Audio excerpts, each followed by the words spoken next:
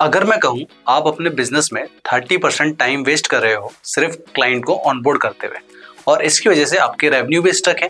देखिए कैसे इस ऑटोमेशन से आप 10 क्लाइंट से 50 क्लाइंट तक स्केल कर सकते हो, वो भी बिना टीम को बढ़ाए। नमस्ते दोस्तों, अगर आप भी एक सर्विस बेस्ड बिजनेस चलाते हो, चाहे आपकी एजेंसी हो, कंसल्टेंसी हो या कोई फ्रीलांसिंग सेटअप, तो आपको पता होगा कि क्लाइंट ऑनबोर्डिंग कितना टाइम कंज्यूमिंग टास्क होता है।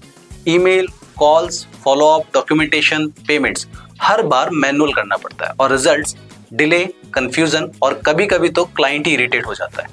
आज के इस वीडियो में मैं आपको दिखाऊंगा कि कैसे एक स्ट्रक्चर्ड ऑटोमेटेड ऑनबोर्डिंग सिस्टम बना के आप अपना टाइम बचा सकते हैं और क्लाइंट एक्सपीरियंस को इम्प्रूव कर सकते हैं और इसके साथ अपनी ग्रोथ को अचीव कर सकते हैं। तो बिना टाइम वेस्ट किए आइए शुरू करते हैं।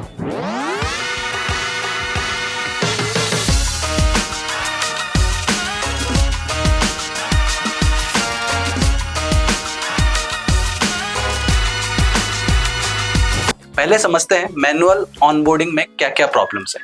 इमेजिन करो एक नया क्लाइंट मिला।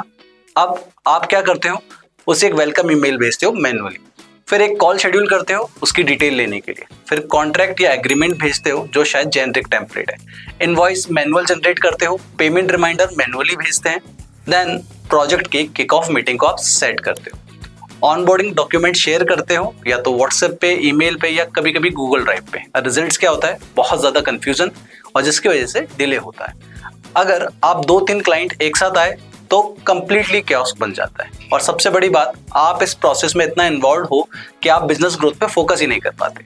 लेकिन अगर मैं कहूँ इस एंटायर प्रोसेस को 80% तक कंप्लीटली ऑटोमेट किया जा सकता है without any coding, without hiring the extra people, तो आगे सुनिए कैसे इस चीज को कर सकते हैं। ऑटोमेटेड ऑनबोर्डिंग का मतलब सिंपल है, एक बार सिस्टम को सेटअप करो और फिर अपने आप वो सिस्टम चलता रहता है। जब भी कोई नया क्लाइंट साइन अप करता है या पेमेंट करता है तो ऑटोमेटिकली उसके पास एक वेलकम ईमेल जाता है, ऑनबोर्डिंग डॉक्यूमेंट शेयर करने का मेल जाता है, कैलेंडर का लिंक ऑटोमेटिकली सेंड हो जाता है जिससे आप मीटिंग को शेड्यूल कर सकते हो, कॉन्ट्रैक्ट एनडीए ऑटो सेंड होते हैं, पेमेंट रिमाइंडर भी ऑटो टिगर्स होते हैं, इवन आपका जो प्रोजेक्ट मैनेजमेंट का टूल है उस पर क्लाइंट का अकाउंट भी अपने आप बन जाता है। बेसिकली आपका मैनुअल इन्वॉल्वमेंट मिनिमम हो जाता है और क्लाइंट को लगता है आप एकदम प्रोफेशनल और ऑर्गेनाइज्ड हो।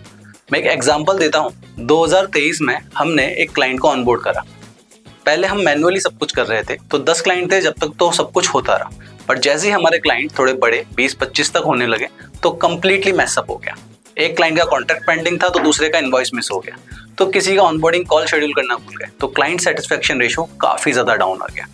तो हमने एक ऑटोमेशन सिस्टम को इम्प्लीमेंट किया जिससे 2 महीने में हमारे काफी अच्छे रिजल्ट मिले। जैसे ऑनबोर्डिंग टाइम जो 5 दिन था वो रिड्यूस होकर 24 आवर्स में आ गया, क्लाइंट का कंफ्यूजन 70% तक कम हो गया, इवन 50+ क्लाइंट भी हैंडल हम लोगों ने कर लिए बिना किसी एक्स्ट्रा टीम मेंबर को हायर किए। इससे हमारे रेवेन्यू डबल हो गए क्योंकि अब मैं सेल्स और डिलीवरी पर फोकस कर पा रहा था, और ये सब जीरो कोडिंग के साथ सिंपल टूल्स और वर्कफ्लो का ऑटोमेशन का यूज करके हुआ। अब आप सोच रहे होंगे ये सब टूल एक्सपेंसिव होंगे या बहुत ज्यादा कॉम्प्लिकेटेड होंगे, बट बिल्कुल नहीं। चलिए देखते हैं स्टेप बाय स्टेप फ्रेमवर्क। मैं आपको 5 स्टेप फ्रेमवर्क देता हूं कि जो आप अपने बिजनेस में इंप्लीमेंट कर सकते हो आज से ही। Step number 1, welcome and information collection. जैसे ही क्लाइंट का पेमेंट आए या फिर वो साइन अप करे, ऑटोमेटिकली उसके पास एक ईमेल ट्रिगर हो जाएगा जिसके अंदर आपका गूगल फॉर्म, टाइप फॉर्म के इंटीग्रेशंस होते हैं जहां क्लाइंट अपनी डिटेल और रिक्वायरमेंट को फिल कर देता है और ये डेटा ऑटोमेटिकली आपके सीआरएम में या स्प्रेडशीट में सेव हो जाता है। इसके लिए आप कुछ टूल्स हैं जो यूज कर सकते हैं जैसे Zapier, Make.com या गूगल फॉर्म्स और गूगल शीट के इंटीग्रेशंस को। Step 2, document sharing automation. It means client ने फॉर्म फिल किया, ऑटोमेटिकली उसके पास कॉन्ट्रैक्ट एनडीए सेंड हो जाता है जो प्रीफिल होता है उनकी इन्फॉर्मेशन के साथ जो पहले उन्होंने दी है। फिर हमारा वेलकम किट जो ब्रांड की गाइडलाइन, प्रोसेस डॉक्यूमेंट्स, FAQ सब कुछ ऑटोमेटिकली ईमेल या गूगल ड्राइव से उनको शेयर हो जाता है। आप टेम्पलेट बनाओ एक बार, फिर ऑटोमेशन उसको पर्सनलाइज करके सेंड करता रहेगा। इसके लिए आप document sign, Panda Docs, Google Drive automation systems को यूज कर सकते हैं। Step number 3, payment and invoicing automation. Payment reminder manually भेजना बिल्कुल बंद करो। इनवॉइस जनरेशन को कंप्लीटली ऑटोमेट करना बहुत ज्यादा इंपॉर्टेंट है और पेमेंट लिंक ऑटोमेटिकली सेंड हो जाता है। And payment reminder emails 3 days के आपको सेटअप करने चाहिए। 1 day before the automatic trigger, payment होने के बाद ऑटोमेटिकली थैंक यू और रिसिप्ट का भी सेंड हो जाएगा।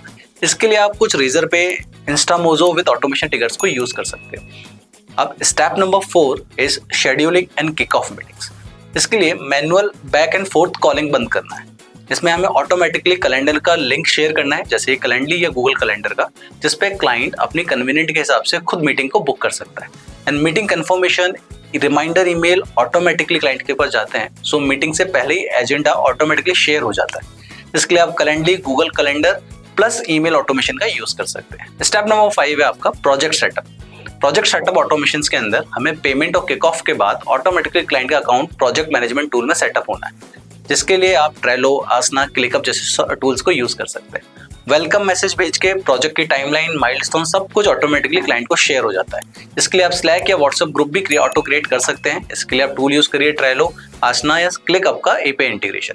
तो अब क्लियर हो गया होगा कि ऑटोमेशन सिर्फ टाइम नहीं बचाता, ये आपको बिजनेस के स्केल करने में भी काफी ज्यादा हेल्पफुल होता है। लेकिन एक लास्ट चीज बहुत ज्यादा इंपॉर्टेंट है, इंप्लीमेंट करते वक्त ये मिस्टेक कभी नहीं करनी है। मीन्स ओवर ऑटोमेशन, हर चीज ऑटोमेट नहीं करना है। पर्सनल टच भी बहुत ज्यादा इंपॉर्टेंट है।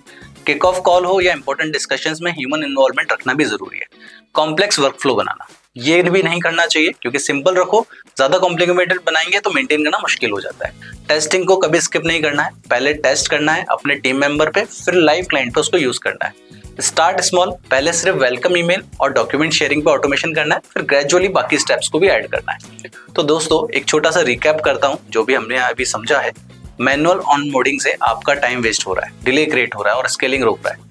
तो ऑटोमेटेड ऑनबोर्डिंग सेटअप आपको करना है, जो आपका 80% से ज्यादा टाइम को बचाता है, क्लाइंट के एक्सपीरियंस को इंप्रूव करता है एंड बिना टीम बढ़ाए 50 से ज्यादा क्लाइंट को आप बहुत इजीली हैंडल कर सकते हो और रेवेन्यू और ग्रोथ में फोकस पे काम कर पाते हो।